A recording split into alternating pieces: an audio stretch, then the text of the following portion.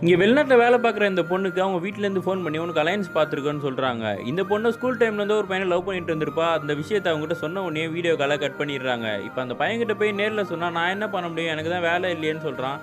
இறங்கும்போது கூட இந்த பொண்ணுக்கிட்ட தான் காசை வாங்கிட்டு போகிறான். இந்த பொண்ணு அவங்க அக்கா வீட்டில் தான் ஸ்டே பண்ணியிருப்பா. அப்பா விதத்தில் எதுவும் பண்ண முடியாது, அந்த பையனுக்கே ஓகே சொல்லிடுன்னு அவங்க வீட்டிலேருந்து ஃபோர்ஸ் பண்ணிகிட்டே இருக்காங்க. இவளாலையும் அந்த பையனை மறக்க முடியல.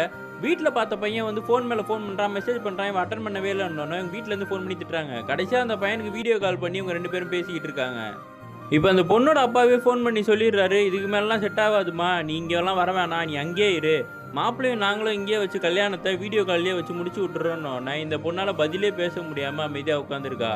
இந்த விஷயத்தெல்லாம் அவன் லவர்கிட்ட சொல்றதுக்காக நேரில் போனால் அவனுக்கு ஆல்ரெடி தெரிஞ்சிருக்கும் போல இருக்குது. இப்போ எதுக்காக வந்தேன்னு அவன் கேட்குறான். இது எல்லாத்தையும் அவங்ககிட்ட சொல்லணும்னு தான் வந்தேன், அவனை பார்க்கணும் போல இருந்துச்சுன்னு சொல்லிட்டு உடஞ்சி போய் அந்த பொண்ணை அவனை கட்டி பிடிக்கிறா.